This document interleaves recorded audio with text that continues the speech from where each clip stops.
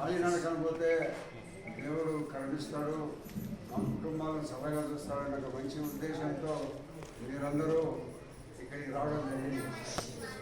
ఇక్కడికి వచ్చేదానికి కారకుడు, మూల కారకుడు మంగళనారాయణ రెడ్డి. ఎందుకంటే మీరంతకు మీరు వచ్చిండే వాళ్ళు కాదు, ఏదో 5 మంది ఊర్లో వాళ్ళ 3 4 మనం నడుచుకుంటా మనం బొమ్మని వచ్చే పరిస్థితి అయితే ఉండదు గ్రామాలలో. ఎందుకంటే ఎవరు పనులు ఉంటాయి, నూరు అంటే వచ్చే వాళ్ళు ఉంటారు, రాని వాళ్ళు ఉంటారు. నారాయణ రెడ్డి వసతిని ఏర్పాటు చేసినాడు మీకు అందరికీ ఇక్కడికి చేరుకునే దానికోసం.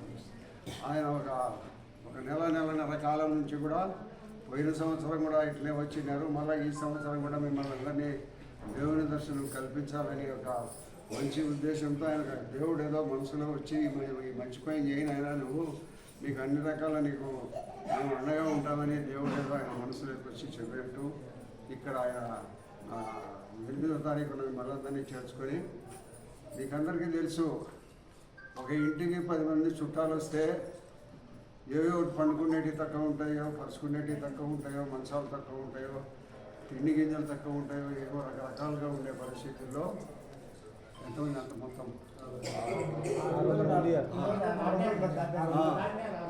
600 మందిని పొద్దుటూరులో ఉదయం టిఫిన్, మధ్యాహ్నం భోజనం, రాత్రికి భోజనం మీరు ఏమైతే కోరుకుంటారో మీరు కోరుకోకుండా ఎందుకు పోయి అని మీరు అనుకుంటానే కూడా కష్టపడి నడుస్తున్నారు.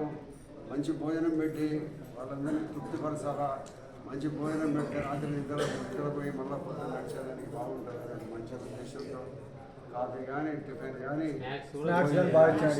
స్నానానికి ఉడుకు నీళ్ళు కూడా ఇంట్లో కూడా రాజీ పడకుండా డబ్బులు ఎంతన్నా కానీ ఇక్కడ మిమ్మల్ని అందరినీ తీసుకొని వచ్చి శ్రీ వెంకటేశ్వర స్వామి దర్శనాన్ని కల్పించాలని ఒక మంచి మనసుతో ఈ కార్యక్రమాన్ని చేపట్టి ఇక్కడికి మిమ్మల్ని పిలుచుకురావడం జరిగింది.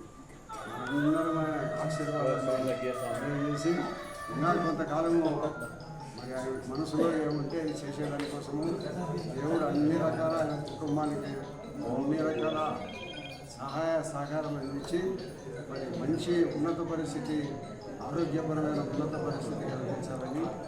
ఎంత ఉండబడినప్పటికీ కూడా ఆరోగ్యం అనేది ముఖ్యం. మేము పిల్లప్పుడు బల్లె చదువుకుంటానేప్పుడు ఆరోగ్యం మహాభాగ్యం ఆరోగ్యం అని ఊరికి బట్టి కొట్టేవాళ్ళం. అప్పుడు ఆరోగ్యం మహాభాగ్యం అంటే తెందు.